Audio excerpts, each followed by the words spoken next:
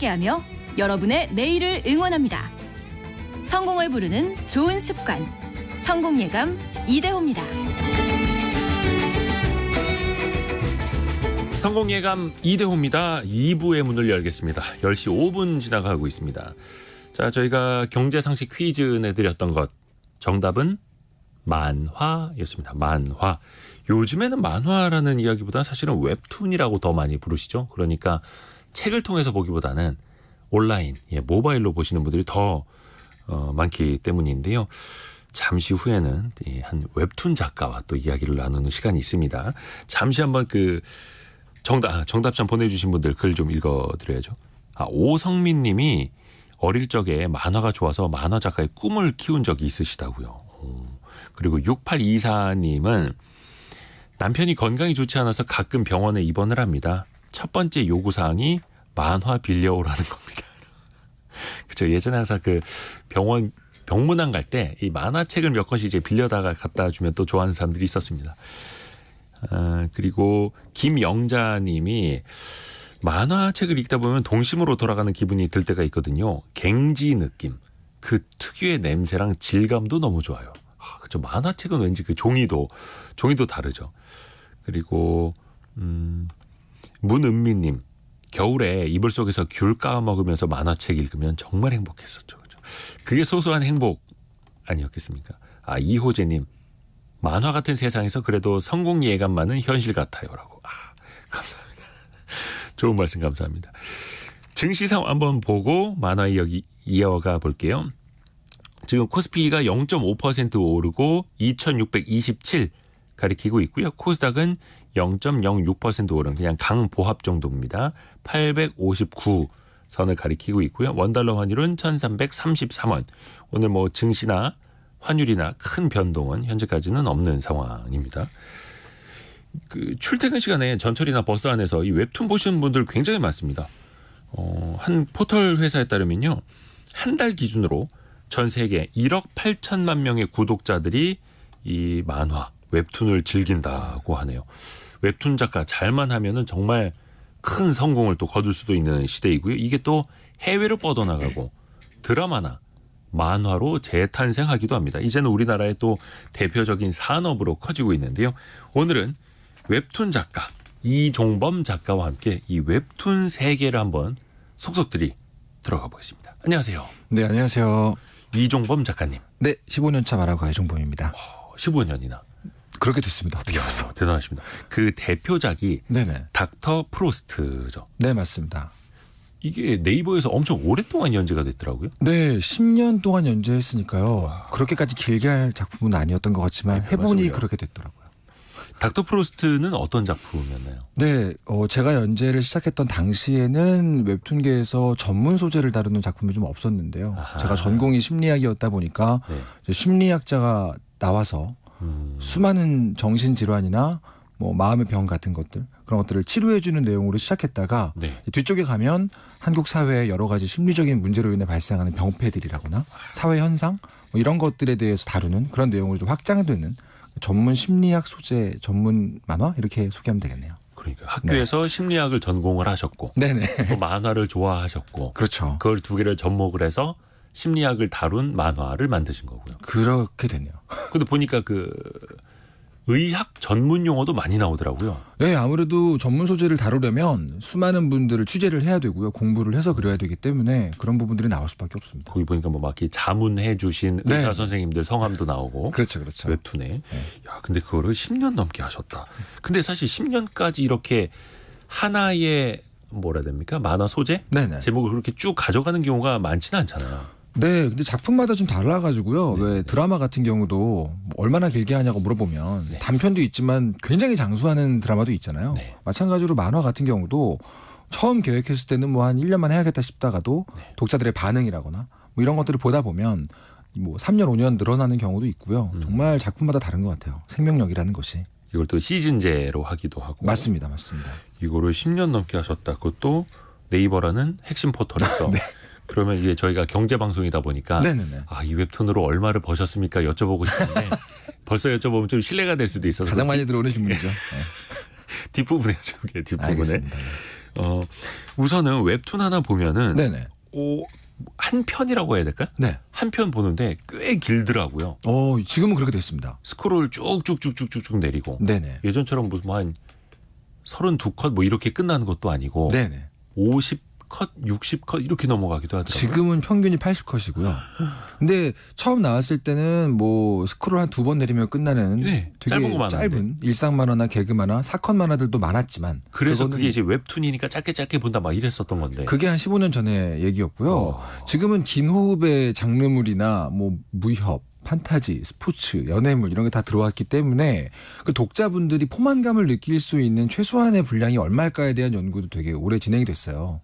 그걸 가장 많이 연구한 게 한국의 웹툰 작가들이다 보니까 그 결론이 나온 게 아무리 짧아도 한 60화 정도 넘어가줘야 독자들이 한 덩어리의 이야기를 봤다는 느낌을 받는구나. 이런 것들을 이제 검증한 거죠. 그래서 지금은 인기 있는 작품들, 메이저 작품들 보면 보통 한 편에 짧아도 60컷, 보통은 80컷. 그리고 어떤 이야기의 1화 마지막 화 같이 중요한 화들은 뭐 140컷 이렇게 가기도 합니다. 한 편에요? 네, 그렇죠. 그럼 혹시 그게 한 편당으로 뭐 이렇게 계약을 했을 때 네네. 원고료를 받지 않습니까? 그렇죠. 그럼 이게 길이가 길어지면 네. 이게 몇 편으로 나누는 거랑 한 편으로 길게 네. 연재를 하는 거랑 네. 어떻게 됩니까? 한 수익이. 편이 길이가 길어지면 사실은 작가에게는 손해입니다. 왜냐하면 한 편의 분량이 길어진다고 해서 갑자기 원고료가 높아지는 것도 아니고요. 다만 그 작가 본인이 지금까지 따라온 독자들에게 만족감을 줘야 된다는 기본적인 욕구가 너무 크기 때문에 똑같은 돈을 받더라도 이번 화는 여기서 끊지 말고 내가 조금 더 몸을 갈아 넣어서 예. 분량을 길게 뽑아야 독자들이 감동을 할 수 있겠다는 생각이 들면 그때는 사실 약간 눈이 돌아가죠.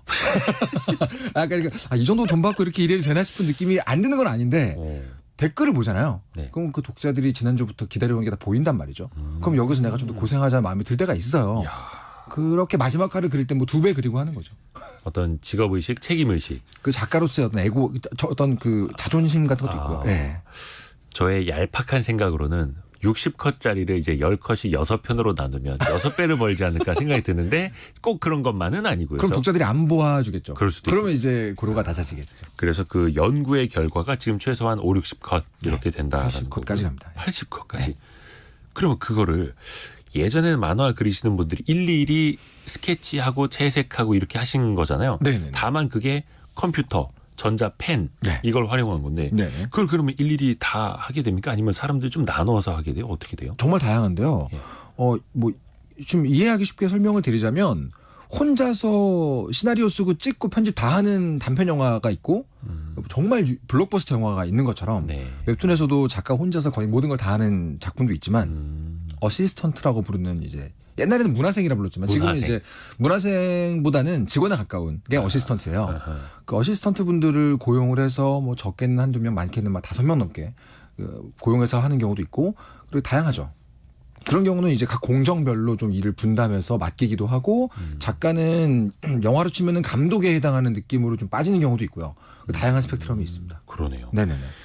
예전엔 진짜 문하생이라고 해서 그냥 밥 먹여주고 그렇죠. 재워주기만 해도 너무 감사합니다. 가르쳐만 주세요. 이랬는데 네. 지금은 그랬다간 열정페이 논란에 뭐 난리가 나겠죠. 큰일 나죠. 큰일 나고요. 문화생에서 중요한 건 내가 널 키워주고 가르쳐주겠다는 게 깔려 있는 건데 네. 지금은 한국에 너무나 좋은 교육기관도 있고 또 예전에 비해서는 지망생들이 스스로 뭔가를 공부할 수 있는 방법이 많아졌잖아요. 네. 그래서 굳이 어떤 작가 밑에 들어가서 문화생처럼 배울 필요가 없어요. 그러다 보니까 미리 준비를 해서 실력을 갖고 와서 돈 받고 일하는 보조 작가나 직원 느낌으로 변한 거죠. 어떻게 보면. 네. 이제는 이제 상하 관계가 아니라 좀 동등하게 맞습니다. 계약 관계. 상하 관계라면은 큰일 납니다.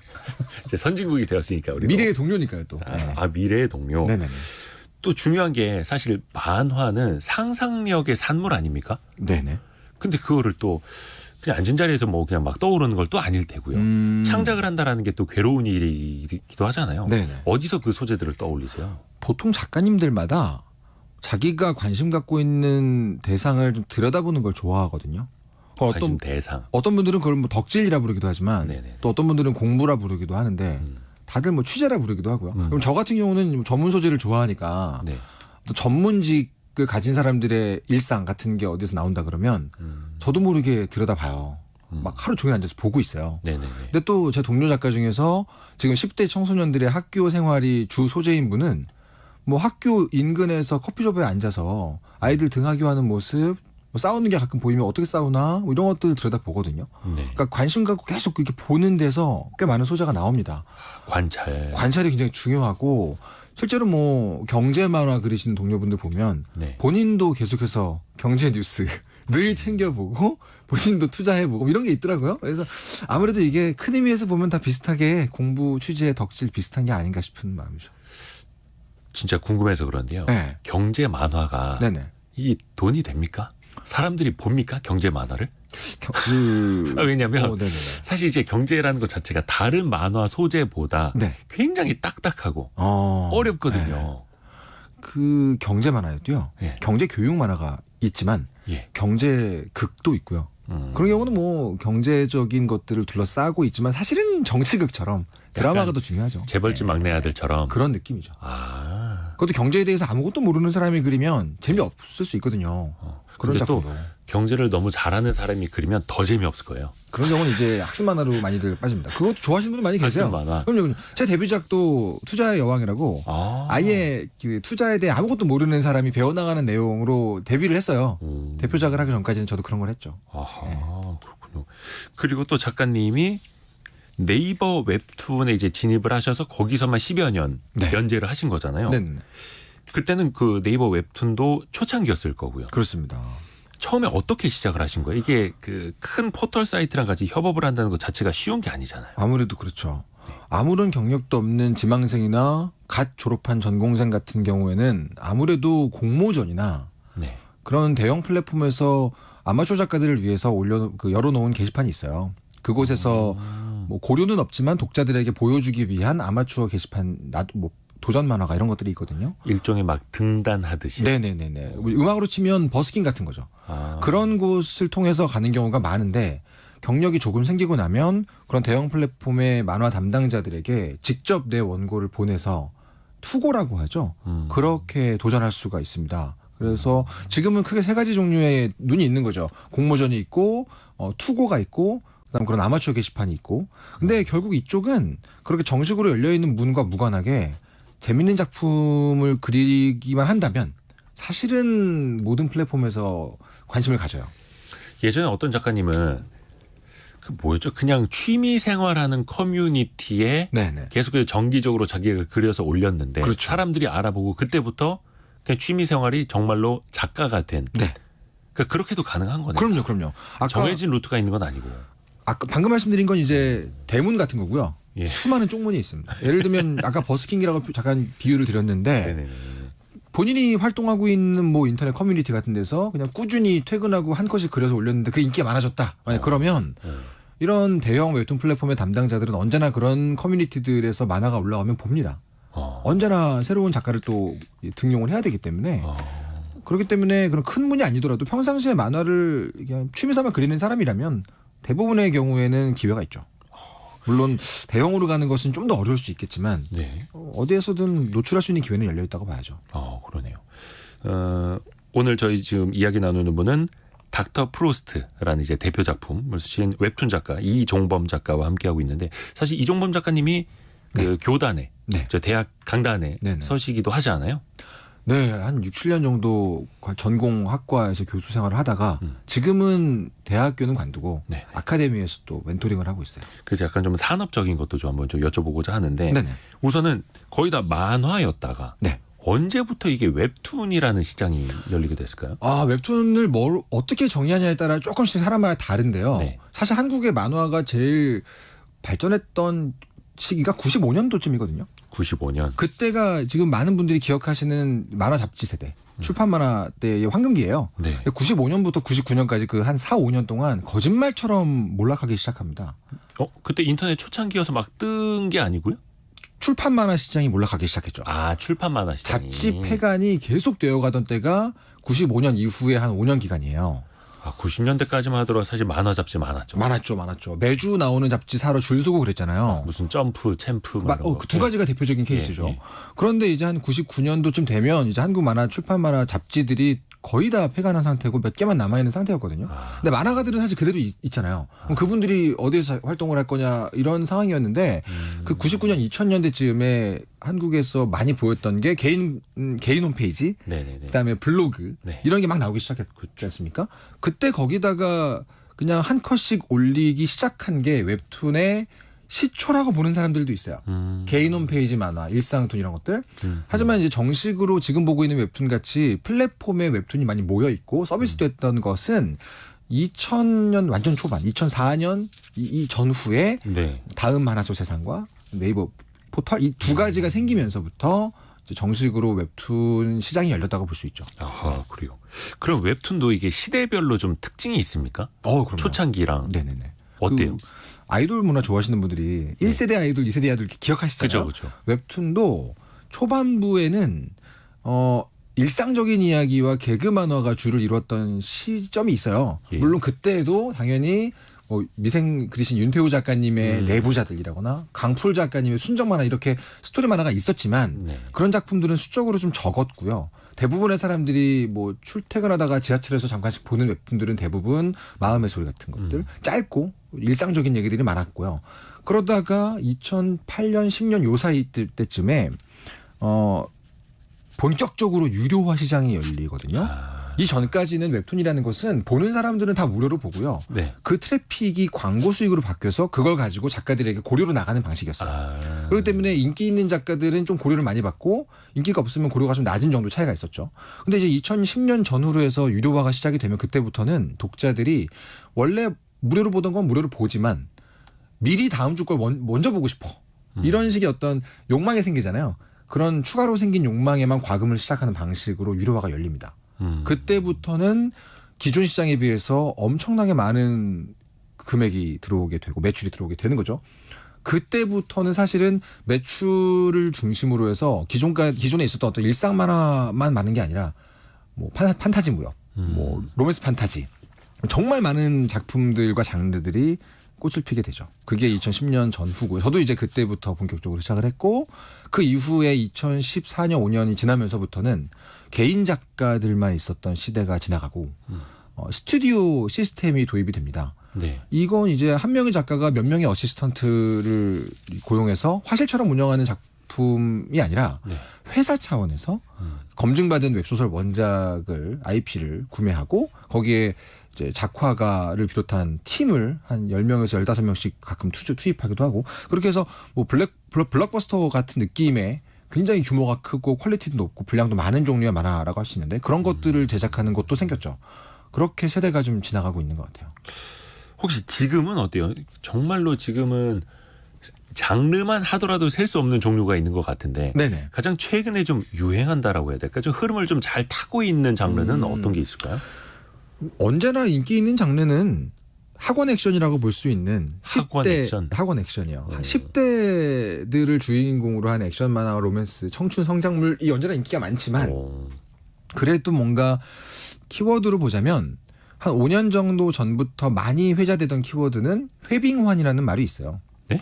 회빙환이라는 키워드가 있습니다. 회빙환. 이쪽 업계를 공부하시는 분들은 한 번쯤은 들어보셨을 단어인데 이게 회귀, 빙의, 환생의 줄임말이에요. 그러니까 세 가지 종류의 이 세트를 모아놓고 거의 이 안에서 약간의 어떤 차별점을 줄 뿐이지 대부분 이 안에서 창작을 한다는 느낌으로 만들어진 키워드가 회빙환인데 이것은 웹소설에서 만개했던 키워드고 말 그대로 이제 판타지가 되는 거네요. 그렇죠. 이 회빙환 안에서 네네네. 로맨스 판타지로 갈 것이냐 무협으로 갈 것이냐 현대 판타지로 갈 것이냐 이렇게 좀 갈리는 편이에요.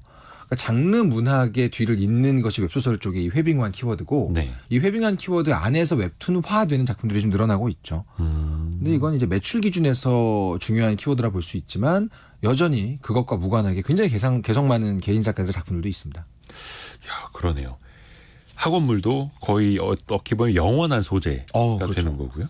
그러면 이제 작가 입장에서 봤을 때 이 웹툰만이 줄 수 있는 매력은 좀 뭐라고 볼 수 있을까요? 일단 뭐 재미는 있고 네. 요즘엔 또 모바일로 간편하게 볼 수 있는데 여러 가지 말들을 해요. 네. 왜 이렇게 많이들 볼까? 네. 근데 지금은 어떤 느낌이 드냐면 출근 시간을 뭐 퇴근 시간 아니면 대학생들 공강 시간 이럴 때 한 5분 정도 시간이 남았을 때 극장 가는 사람은 없습니다. 그렇죠, 그렇죠. OTT를 보는 사람도 없어요. 좀 부담스럽거든요. 네네. 그리고 오늘 하루 종일 일하고 왔는데 자기 전에 갑자기 OTT 틀면 기본 40, 50분이잖아요. 네. 그런데 일상 속에서 조각난 짧은 시간이 주어졌을 때 가장 손쉽게 접할 수 있는 건 지금 내 손에 들고 있는 걸 통해서 한 번 보는데 3, 4분이면 되는 웹툰이 제격인 거죠. 그래서 어떻게 보면 컨텐츠가 점점 짧아지고 쇼폼이 되고 있는 분위기하고도 맞물려서 일상의 사이사이에 가장 강력하게 침투할 수 있는 컨텐츠가 된 거라고 보고요. 그래서 웹툰 말고도 웹소설도 같은 분위기로 잘 되고 있는 거라고 봅니다. 웹소설도 좀 짧게 볼 수 있는 것들이 몇 분 만에 볼 수 있는 것들. 뭐 문예 소설이나 기존에 있던 책 단위의 소설보다는 웹툰처럼 좀 더 짧게 또 빠른 호흡으로 볼 수 있는 소설들이 많으니까요. 웹툰 웹소설이 지금 그 어떤 현대인들의 일상 사이에 침투하기엔 제일 좋은 형태가 아닌가 그런 생각이 들어요. 그리고 그 지난해 웹툰 수출 규모가 1억 달러를 넘었었다 하더라고요. 네. 계속해서 이제 성장을 하고 있는데 이게 웹툰이 해외에서도 이제 통한다라는 거잖아요. 그렇죠. 어떤 이유에서일까요? 해외에서는 또 어떤 것들을 좋아할까요? 같은 이유입니다. 사실은 이 폰을 손에 들고 사는 것은 이젠 지구 단위의 현상이잖아요. 이제는 만국 공통. 그렇죠. 거기다 나라에 따라서 예전에는 뭐 이미지 전송 속도가 좀 느렸던 나라도 있겠지만 지금은 그런 나라가 없지 않습니까? 그러다 보니까 거기다 또 살아가는 사이클도 사실은 지구인이면 거의 비슷해지는 게 됐단 말이죠. 그러네요. 남는 시간 짧아지는 것도 비슷하고요. 그렇다고 해서 갑자기 만화를 안 보던 나라가 있던 것도 아니고 그런 측면에서 사실은 기존에 봤던 출판 만화보다 조금 더 간편하게 접근할 수 있고 다른 방식의 감동을 주는 느낌으로 뭔가가 탄생했다라고 그 사람들 보기에 나왔다면 굳이 안 볼 이유가 없는 거죠. 그래서 그거를 어떻게 보면 무슨 남극의 북극의 쇠빙선처럼 웹툰, 세로 스크롤 만화, 컬러 만화, 뭐 모바일 만화 같은 것들 전혀 모르던 나라에서 처음으로 소개하고 아주 파괴력이 강한 작품들을 그들에게 보여주고 영업하고 선보이고 이러고 있는 걸 한국의 플랫폼들이 하고 있는 거죠. 7939님이 웹툰이 세계에서 일본과 우리나라가 순위를 다투는 걸로 알고 있다라고 보내주셨는데요. 또 떠오르는 다른 나라는 또 어디가 있냐고 물음을 주셨네요. 사실은 한국이 만들어낸 겁니다. 그래요? 그러니까 이 세로로 스크롤 한다는 형식이 뭐가 다르냐라고 부를 수 있어요. 그러니까 뭐 책으로 보다 만화책하고 웹툰이 뭐가 다르냐. 하지만 그렇게 말씀하시는 분들께 보통 연극이랑 영화만큼 다르다라고 얘기를 해요. 뿌리는 같은데 거의 모든 문법이 다릅니다. 문법이 다르다? 네. 그러니까 책으로 보는 만화와 웹툰은 그림으로 그려져 있고 컷이 나눠져 있고 말풍선이 있다는 공통점만 있고요. 네. 어떤 방식으로 그려야지 사람들이 재미있게 잘 볼까에 대한 모든 연출 문법이 다 달라요. 사람들한테 소구하는 방식이 다르다. 완전 다릅니다. 그건 드라마와 영화만큼 다르고 연극과 영화만큼 다른데 네. 독자분들은 잘 모르시죠. 모르셔도 되고요. 저희만 아는 건데 예. 그런 것들을 처음 개발하고 연구했던 노하우가 한국에 다 있기 때문에 다른 나라에서는 사실 열심히 따라오는 중이고요. 그래요? 일본은 당연히 만화 역사가 길고 굉장한 작가들이 많다 보니 빠르게 그런 것들을 습득하고 재현하는 작가들이 있어요. 하지만 그럼에도 불구하고 아직까지도 뭐 북미나 동남아시아 쪽의 현지 작가들을 보면 아직 한국에 있는 웹툰 작가들만큼 이 매체에 친숙한 것 같지는 않고요. 근데 그것도 뭐 저는 금방 따라잡힐 거라고 보고는 있습니다. 특히 플랫폼들에 따라 전략이 좀 다르지만 그 나라의 현지 작가들을 키우는 게 중요한 플랫폼들도 있어요. 그런 경우에는 금방 뭐 비슷해지지 않을까 싶기도 하고요. 이 웹툰 시장은 우리나라가 연 것이다. 열었죠. 발명한 매체입니다. 그래요? 네. 이게 그래서 또 해외에서 통하는 거고 다만 또 해외에서는 쫓아오는 건 또 시간 문제고. 그렇죠. 이 역시 현지화를 또 해야 하는 거고요. 맞습니다. 그래서 네이버 웹툰 같은 경우에는 나스닥에도 상장을 한다 이런 또 추진을 또 하고 있더라고요. 네, 본사가 미국에 있죠. 그래서 해외로 계속 뻗어나가려고 하는. 맞습니다. 그러면 그게 해외에서 계속 잘 통할 거라고 혹시 보세요? 네, 저는 그 부분에 대해서 별로 의심하지 않는데 예. 다만 각 나라의 문화에 따라서 친숙하게 접근할 수 있는 소재와 스타일은 있을 거라고 봐요. 그래서 이제 네이버 같은 경우는 현지 작가들이 웹툰 보고 자라서 웹툰 그리는 현지 작가가 되기를 바라고 약간 현지화 전략을 많이 하는 거고요. 반면에 카카오 같은 경우는 이미 검증되고 매출이 많이 올라와 있는 일본이나 한국의 작품들을 그쪽에 소개하는 쪽 전략을 취하고 있는 것이고 둘 중에 어떤 게 최후의 승자가 될지는 작가들도 잘 모릅니다만 이제 관심 갖고 있죠. 네. 예전에는 그 대중문화 역시 우리나라에도 J-팝이 인기였던 시절이 있었고 그렇죠. 또 일본의 만화가 우리나라에서 또 굉장히 또 인기를 많이 끌었지 않습니까? 엄청났죠. 근데 지금 느끼시기에는 상대적으로 그런 일본 문화에 대한 인기는 좀 많이 식었을까요? 그게 우리 웹툰이라든지 우리 문화의 경쟁력이 또 올라와서일까요? 근데 그 두 개를 전 별개의 시장으로 보고 있는데요. 아, 별개의 시장. 네, 초반에는 경쟁 상대라고 느낀 경우도 있었어요. 작가들 사이에서는. 예. 근데 지금은 여전히 책으로 보는 만화책의 강세는 일본 만화가 많이 있고 전 세계적으로 코믹스가 아니라 망가라 불리고 있는 일본 만화책이 있잖아요. 네. 그것들은 여전히 보는 사람들은 계속 봅니다.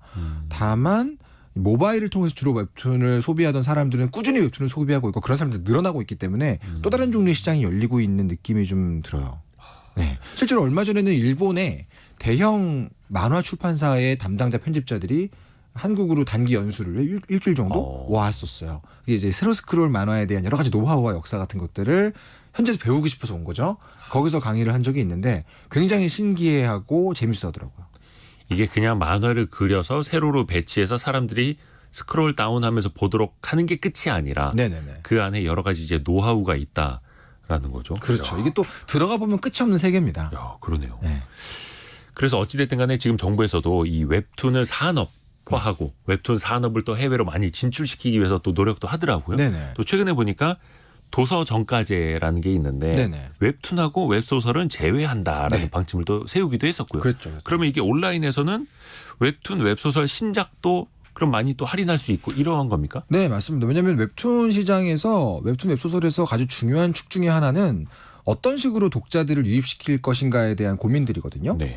예를 들어서 다음화 미리 보기에만 과금을 하는 방식 이게 굉장히 큰 의미가 있었고 기다리면 무료지만 안 기다릴 거면 유료라는 형식도 굉장히 큰 의미가 있는 시스템이었는데 이제 도서정가제 안에서 들어가게 되면 이런 종류의 유료화 모델들은 모두 다 불가능해질 수 있거든요. 네. 근데 그게 작가들의 수익과 매출에도 직결되는 문제이기 때문에 큰 이슈였죠. 실제로 책의 형태로 유통되는 것과 웹상에서 짧은 호흡의 화단위로 연재되는 것 사이에는 모든 산업 시스템이 다르게 적용되거든요. 네. 근데 그 부분에 디테일한 어떤 조율 없이 바로 도서정가제가 적용이 되면 큰 문제가 있을 수 있다고 작가들은 판단을 했죠.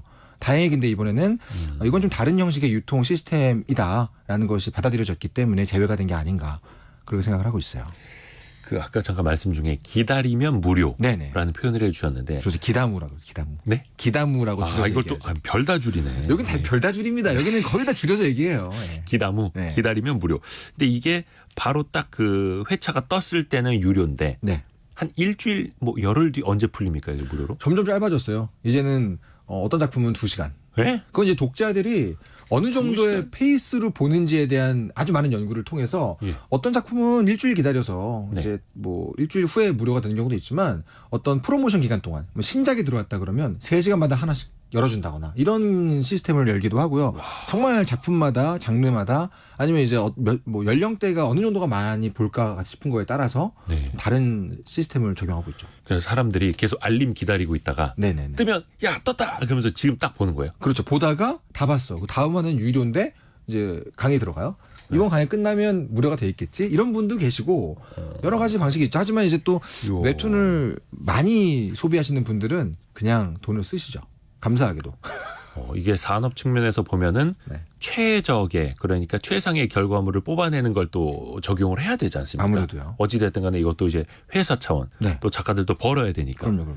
근데 그게 기다리면 무료라는 제도를 운영하는 것도 어떻게 보면 흥행에 도움이 된다라는 거겠네요. 미리 보기와 기다리면 무료 이 두 가지 시스템은 굉장히 중요한 두 축이기 때문에 작가들에게는 중요한 시스템이죠. 미리 보기도 그렇고 예고편. 네. 야, 그래요. 그러니까 유료 결제하는 사람들의 뭐 비중 뭐 이런 게 좀 어떻게 따져볼 수 있는 게 있습니까? 네, 뭐 그 조사된 자료가 있긴 있지만 네. 플랫폼별로 작품별로 조금씩 달라서 오차 범위가 좀 있는데 예를 들어서 좀 적은 경우라면 전체 독자 중에 한 2, 3% 정도가 유료 결제한다는 말도 있고요. 좀 유료 결제를 많이 하는 작품은 10%까지도 갑니다. 이게 다음화를 안 보면 못 배기는 작품도 있잖아요. 네. 아주 스릴러 같은 추리물 같은 경우는 다음화가 궁금하죠. 그런 경우는 궁금해 죽겠는 거. 네, 뭐 그런 경우는 독자 중에서 한 8%, 10% 정도가 유료 결제하는 경우도 있지만 그냥 흘러가듯이 일상적인 이야기를 보는 경우에는 그냥 한 주 기다리지 뭐 싶은 느낌도 있죠. 그런 경우는 한 2, 3% 정도가 유료 결제를 하기도 해요. 그러면 이 네. 웹툰을 끝낼 때는 항상 네. 정말로 절정해서 끝내야겠네요. 그게 중요합니다. 그게 저희들의 노하우고 근데 그러다 보니까 네. 아무래도 적은 수치가 유료 결제한다고 볼 수 있겠지만 너무나 전체 독자 수가 많기 때문에 유료 결제가 뭐 2, 3%밖에 안 된다고 하더라도 작가에게는 매우 중요한 매출이고 창작에 큰 도움이 되죠. 9200님이 저는 기다리는 걸 못해서 한 달에 웹툰에 5만 원씩 사용합니다. 그런 분들이 많죠. 오, 그러네요. 감사합니다. 그리고 0425님이 헐 작가님 웹툰 보고 수능 다시 칠 뻔했어요라고. 심리학 최고, 닥터 프로스트 최고라고 보내주셨어요. 아, 감사합니다, 독자님. 아, 네. 고맙습니다. 그런데 또 많은 분들이 또 걱정해 주시는 게 있어요. 네. 김종무님도 그렇고 6632님도 이 웹툰 불법 다운 문제가 심해서 작가들이 좀 힘들 듯하다라는 이야기. 그 불법 사이트들이 지금도 어떻게 기승을 부리나요? 정말 문제입니다. 끊이질 않나요? 한국 웹툰에서 가장 큰 위험 요소라고 한다면 바로 그 불법 사이트입니다. 왜냐하면 창작을 하는 데 있어서 뒤에도 말씀드리겠지만 웹툰 작가들이 굉장한 노동 강도에 시달리거든요. 그렇죠. 많은 분들이 실제로 입원하기도 하고 고질병이 아주 많고요. 운동선수급으로 다치는 분들이 많이 계세요. 예. 왜냐하면 수면이 부족하고 하루 종일 앉아있다 보면 예. 조금만 자기 관리를 못하게 돼도 마감이 바쁘면 아주 큰 병에 걸리기도 하고요. 실제로 안타깝게 돌아가신 분들도 늘 계세요. 이게 창의력도 발휘를 해야 되고 머리도 써야 되고 몸도 고되고요. 네, 그렇습니다. 근데 그러다 보니까 이 고려가 되게 중요하고 병원비를 많이 나가거든요. 근데 실제로 이 불법 다운로드 사이트에 내 만화가 올라가면 매출이 순식간에 많으면 3분의 1로 줄어들고요. 절반으로 줄어드는 경우가 허다합니다. 이야. 근데 이것만 문제가 아니고요. 이런 종류의 불법 사이트들은 네. 대부분 불법 도박이나 각종 불법적인 것들을 광고 배너로 띄우고 있는 곳이 많아요. 즉 불법 웹툰을 사람들을 유인하기 위한 미끼로 사용해서 더 불법적인 다른 곳으로 유인하기 위한 사이트들이 대부분이기 때문에 거의 이제 도박 사이트나 네네네네. 성인 사이트 광고가 거기 붙죠. 대부분이 그런 것들입니다. 서버는 해외에 두고 있고. 거의 다 그렇습니다. 그래서 이건 일종의 범죄로의 게이트라고도 보는데 조직 범죄로도 인식을 해줘야 되고요. 거기다 대부분의 타겟이 어린 친구들이 많아요. 왜냐하면 그 유료로 과금할 돈이 없고 그러다 보니까 여기로 가는 친구들이 대부분 10대 청소년들이 많은데 그 10대 청소년들이 이런 사이트를 통해서 뭐 여러 가지 문제들 뭐 여러 가지 심각한 문제들에 노출될 수 있지 않습니까? 네네네. 그러다 보니까 여러 가지 문제가 얽혀 있죠. 그래서 이거는 가장 위험한 요소가 아닌가 싶어요. 아, 그렇죠. 네네. 이거는 그래서 국가적으로 나서야 되는데 네, 그렇죠. 이게 또 하나 차단하면 또 하나 생겨나고 맞습니다. 한 집단 잡아들이면 또 다른 집단 또 생겨나고. 네. 거기다 또 그 처벌의 수위가 이 사람들이 얻은 불법적인 수익에 비해서 너무 낮아요. 사실은 이제 일본 같은 경우를 보면 이런 종류의 불법 사이트들을 조직범죄로 인식을 합니다. 오. 그럼 조직범죄를 대상으로 하면 추징할 수 있어요. 그들의 수익금을. 그 처벌의 내용이 달라집니다. 근데 한국은 아직 그렇게 안 됐기 때문에 이 사람들이 굉장히 많은 수익을 얻어내놓고 약간의 과태료나 네. 벌금 이런 걸 내거나 보석금 정도라도 훨씬 적은 수의 금액의 돈을 내고 나올 수 있기 때문에 이런 부분은 사실은 법적인 어떤 개선이 필요하죠. 그러니까 우리나라는 뭘 해도 이렇게 다 처벌 수위가 너무 낮다라는 이야기들이 다들 업계에서 나옵니다. 그래서 일벌백계를 해야 되는데 네네네. 그러니까 이들 불법을 저지른 사람들 입장에서 보면 남는 장사다. 그렇죠. 한번 걸려도 뭐 사이트 서버 새로 파지 이런 느낌이 좀 있기 때문에 안 없어지는 것 같은데 시급한 대책이 필요하다고 보죠. 그렇죠. 이런 걸 좀 국회에서 논의를 좀 해주셔야 되는데 네. 조금 더 이제 경제적인 이야기를 한번 들어가 볼까요? 그 웹툰을 기반으로 해서 네네. 영화나 드라마나 제2의 창작물들이 막 만들어지기도 하잖아요. 많이 만들어지죠. 그래서 예전에 뭐였죠? 뭐 지옥도 그렇고 신과 함께 뭐 네. 무빙 이런 것들이 대부분 어떤 그 만화적 상상력이 있는 건데 알고 보면 웹툰 기반이었고 그렇습니다. 이 산업 자체가 커지고 있는데 만약에 그렇게 되면 네. 작가들에게도 어마어마한 수익이 들어옵니까? 작품에 따라 많이 다릅니다. 또 계약에 따라서. 계약은 거의 비슷한 느낌으로 가는데요. 네. 그 드라마화되거나 영화화된 작품을 보고 네. 그 원작이 궁금해서 원작 웹툰을 보러 오시는 분들이 얼마나 계시냐에 따라서 원작 작가에게 돌아가는 매출은 좀 달라지겠죠. 네. 근데 이제 잘 되는 경우에는 아주 큰 금액이 되기도 하지만 작품의 성격에 따라 좀 다르기도 하고요. 그렇죠. 그래도 굉장히 작가에게는 호재인 건 맞죠. 예를 들어서 그 2차 저작물인 뭐 영화나 이런 게 대박을 내면 네. 뭐 그 배우들이 러닝 개런티로 막 엄청난 돈을 받듯이 네네. 작가에게도 그렇게 돌아오나요? 작가가 러닝 개런티로 계약하는 경우는 없지 않은데 아주 드문 경우고요. 보통은 한번 그 판권을 판매하는데 목돈을 판권료로 받고 그 외에 작가님들 혹은 매니지먼트 회사나 뭐 이런 작품을 관리해주는 회사의 재량에 따라서 아주 약간의 인센티브라거나 그런 계약이 들어갈 수도 있겠죠. 근데 러닝 개런티로 가게 되면 아무래도 이제 리스크를 줄이고 이 작품이 잘 됐을 때 같이 잘 되자는 내용의 계약이잖아요. 초반엔 좀 덜 받고. 그런 경우는 판권료가 좀 낮아지겠죠. 근데 그런 여러 가지 모델이 있긴 합니다. 선택의 문제. 그렇죠. 그리고 8784님이 작년에 검정 고무신 그 이우영 작가 너무 안타까운 저작권 문제 때문에 참 시끄러웠고 네네. 근데 이제 안 좋은 선택을 하시는 그런 일이 이제 벌어졌었는데 그래서 뭔가 이제 계약의 중요성이라든지 이 업계에서 좀 자정 노력도 좀 같이 펼쳐져야 한다 이런 지적들이 좀 높았었잖아요. 많이 있죠. 그거 좀 개선이 됐을까요? 그 사실 그 업계 안에 있는 분들 중에서는 잘 안 보이는 경우도 있겠지만 제가 다른 업계의 지인들을 만나거나 창작자들의 연합에 가서 얘기를 들어보거나 협회에서 일을 해본 경험을 비추어 보면 많은 개선점 아직 개선해야 될 점들이 많이 있는 건 사실이지만 네. 개인 창작자들의 업계들을 한 번에 보면요. 연극, 영화, 음악 뭐 여러 방송 여러 가지 업계를 동시에 보면 웹툰 같은 경우는 초기부터 아주 많은 부분 좋은 문화를 만들어낸 업계에 속합니다. 아 비교적 웹툰이 되면서 네. 네. 비교적 웹툰 쪽은 처음 데뷔했을 때 신인 작가들에 대한 처우라거나 계약사항 여러 가지 위험성 같은 것들이 뭐 엔터 산업이나 연극 영화 쪽에 비해서는 그래도 다행히 네. 아주 암적인 존재들과 함께 시작하진 않았다 이런 느낌은 들어요. 하지만 여전히 신인 작가들과 뭐 경력이 오래된 작가 사이에서의 여러 가지 그 불균등한 처우 같은 것들은 있기 때문에 협회 차원에서도 그렇고 여러 가지 개선해야 될 부분이 있죠. 실제로 그래서 신인 작가들은 이런 개인 작가이기 때문에 계약의 여러 가지 디테일들을 모를 수가 있거든요. 그런 것들에 법무적인 도움을 주는 협회라거나 뭐 이런 헬프데스크 뭐 컨텐츠 진흥원에서 도와주는 여러 가지 상담 창구 뭐 이런 곳들이 있어요. 그래서 실제로 저도 제 제자들이나 신인 작가들 만나게 되면 계약서가 불안하다면 협회에 전화를 해서 협회와 함께 일하고 있는 변호사와 함께 계약서 상담 받아봐라 이렇게 얘기를 많이 하고 있고요. 지금은 그런 움직임이 많이 퍼져 있어요. 또 이제 영세하게 또 을의 입장에서 일하시는 분들도 계실 테니까요. 그렇죠. 또 하나 그 문화체육관광부에서 나온 자료 보면요. 지난해 네. 1년 내내 연재를 한 웹툰 작가의 연 평균 수입이 8,840만 원이라고 합니다. 아, 평균이 그렇죠. 예. 평균이. 이게 뭐 많다면 많은 금액이고 적다면 적은 금액일 수도 있는데 중요한 건 이게 그 1년 전보다 2천만 원 가까이 줄었다는 데 있더라고요. 맞아요. 웹툰 시장 계속 커진다는데 네네. 왜 그러면 이들의 연평균 수입은 줄었을까요? 지금 업계 안에서 보고 있는 느낌은 코로나가 끝나면서 거품을 한번 걷어내는 시기가 아닌가라는 평이 지배적이에요. 왜냐하면 코로나 때 확 벌었으니까. 그것도 있고요. 웹툰이 영상화가 되고 많은 매출이 나오고 특히 글로벌화가 되면서 세계화가 되면서 어떤 일이 벌어졌냐면 웹툰 바깥에 외부에 존재하는 투자 시장에서 수많은 투자자들, VC들 이런 분들이 웹툰 내부에 돈을 투자하고 싶어하는 경우도 많았어요. 저도 연락을 되게 많이 받았는데 어떤 투자를 말하는 거예요? 웹툰 스튜디오를 만들어서 매출이 높은 작품을 만들어주세요. 같이 사업 한번 해봅시다. 그렇죠. 돈은 웹툰계 외부에서 투자할 테니까 네네네. 웹툰 작가 활동을 많이 했던 당신이 그 사업체의 대표가 돼서 한번 해보십시오. 이런 게 되게 많았어요. 혹하는데요? 그냥 혹하죠.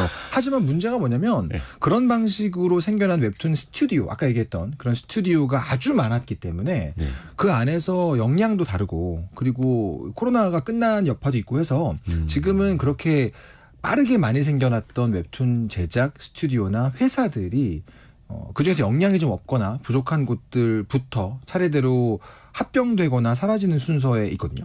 지금이 그런 시기입니다. 어떻게 보면. 그래서 어떤 분들은 지금부터는 정말 실력으로 검증해야 되는 향후 한 1, 2년이 되지 않을까? 그런 느낌이 있고요.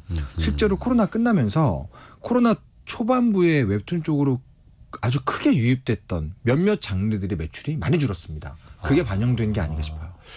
그렇죠. 코로나 때는 다들 이제 밖에 못 나가고 집에 네네네. 있고 모바일로 뭐 뭐든지 해결했으니까 웹툰도 많이 봤었고. 특히 판타지 무협 이거는 코로나 전부터 후까지 안 변했는데요. 예. 로맨스 판타지.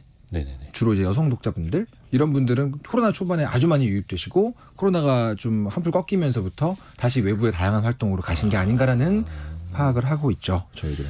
혹시 처우 같은 거는 어때요? 이게 그 뭐라 해야 됩니까? 이것도 초임 작가라고 해야 될까요? 신인 작가요. 신인 작가들? 예. 어떻습니까? 좀 예전에는 네. 글로만 먹고 사는 사람들은 이제 초반에 너무 좀 힘들다. 이게 양극화가 너무 심하다. 이런 이야기 많았잖아요. 그렇죠. 지금은 어떨까요? 사실은 신인 작가와 뭐 인기 작가 사이에서의 수익 차이는 대부분의 예술계 창작계에서는 너무 당연한 거긴 하잖아요. 근데 그 차이를 어떻게 메꿀 수 있냐 혹은 처음 시작하는 작가가 생활은 가능한 정도냐 이게 되게 중요하다고 볼 수 있는데 네. 웹툰은 창작에 들어가는 노동 강도가 너무 큰 게 좀 문제입니다. 그러다 보니 다른 업계에 비해서는 나쁘지 않은 금액으로 신인 작가 생활을 시작할 수 있다 하더라도 네.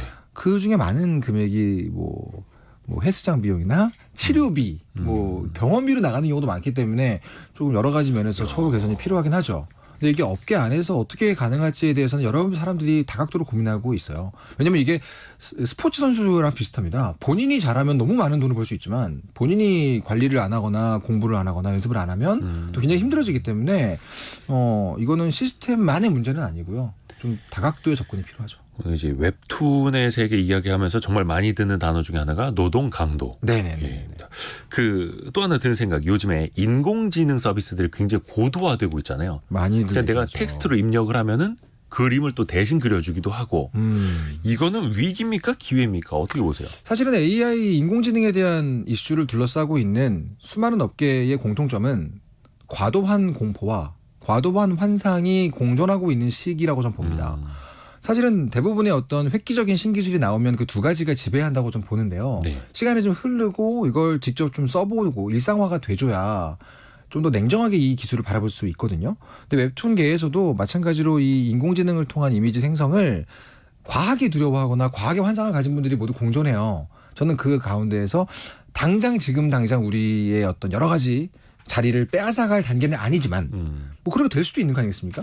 그런 차원에서는 당장이라도 인공지능의 부분적인 기술들을 내가 한번 가지고 놀아보고 내 작업에 활용해보기 위해서 좀 시간을 들여보는 게 단순히 취재의 영역에서뿐 아니라 미래를 대비하는 태도로서도 필요할 것 같다는 얘기를 많이 하고 있어요. 현재로서는 당장 뭐 단순 작업 같은 것들은 꽤 큰 도움을 주고 있긴 합니다. 저만 해도 차기작 구상을 위해서 대화 상대로 쓰고 있거든요. 근데 이제 그림 쪽으로 쓰긴 아직은 시기상조라고 하지만 그것도 뭐 몇 년 안에 해결될 거라는 말도 있기 때문에 함부로 재단할 수 없고요. 그렇죠. 네. 그래서 이건 잘 사용하는 사람에겐 좋은 도구가 될 수 있지만 과하게 두려움을 가지고 배척한다면 나중에 더 큰 피해를 볼 수도 있지 않을까. 그런 생각으로 좀 열린 마음으로 보고 있는 편입니다. 특히 이종범 작가님은 어떤 그 전문 영역, 뭐 심리학이라든지 전문 영역에 대해서 또 그림을 그리시기도 하니까요. 천덕애님이 다시 오프라인 종이 만화를 선호하게 되는 시대가 될 것 같다고. 근데 이게 요즘에 또 웹툰을 기반으로 해서 다시 이제 책도 나오더라고요. 그렇죠. 작가님도 그런 걸 또 쓰셨었고. 야, 시간이 정말 빠르게 지나간 것 같습니다. 네네. 예. 웹툰 작가 이종범 작가와 함께했습니다. 고맙습니다. 네, 감사합니다. 라디오 정보센터 다녀옵니다. 의대 증원에 대한 반발이 확산되는 가운데 35개 의대 대표자들이 40개 의대의 동맹휴학을 만장일치로 결정했습니다. 이른바 빅5 대학병원의 전공의들은 19일 사직서를 내고 20일부터 근무를 멈추기로 했습니다. 지난달 취업자 수가 1년 전보다 38만 명 늘며 10개월 만에 최대폭으로 증가했습니다. 한 달 사이 환율이 20원 가까이 오른 가운데 지난달 원화 기준 수입물가 지수는 135.44로 전달보다 2.2% 상승했습니다. 수입물가도 상승세로 돌아섰습니다. 지금까지 라디오 정보센터 뉴스 정원나였습니다. 애프터 서비스 시간입니다. 곽지현 리포터와 함께합니다. 안녕하세요. 네, 안녕하세요. 자, 첫 번째 질문은 1980님 질문이네요. 네, 이 담보대출 그리고 신용대출 어떤 차이점이 있나요? 그리고 담보대출도 금리에 영향이 있는지 궁금합니다라고 보내셨는데요. 네. 그러니까 우선 담보대출은 이 부동산 그리고 예금 적금 또 자동차나 주식 등 자산을 보증으로 돈을 빌리는 거고요. 이 신용대출은 말 그대로 신용자산이 담보예요. 그래서 이 재정적인 상황이나 또는 직업 또는 금융거래 내역을 판단으로 해서 대출 승인 여부를 결정합니다. 이렇게 대출 금리 차이점을 보면은 이 대출자가 혹시나 이 대출금이나 이자를 상환하지 못할 때가 혹시 있잖아요. 그럴 때 대출 상환금을 마련하는 자산인 그 담보가 있기 때문에 담보 대출보다 이 신용대출 금리가 더 높습니다.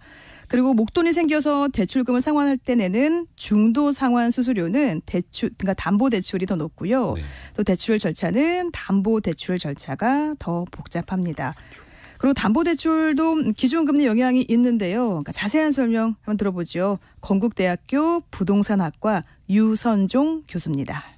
담보대출이라고 하는 거는 우리 한국은행 기준금리에 기초해서 거기에다가 기준금리 플러스 스프레드라고 하는 은행에서 갖고 있는 마진과 다양한 금리 결정하는 요소들이 있는데 이런 요소들을 포함해서 플러스 2% 알파 정도의 수준으로 이제 금리가 결정이 됩니다.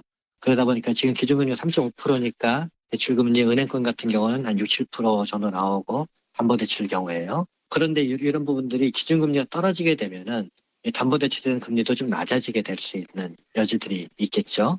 이렇게 담보대출이 떨어진다라고 하면은 내 집 마련하려는 소비자들 입장에서는 그만큼 구매력이 늘어나는 효과가 일어나니까요.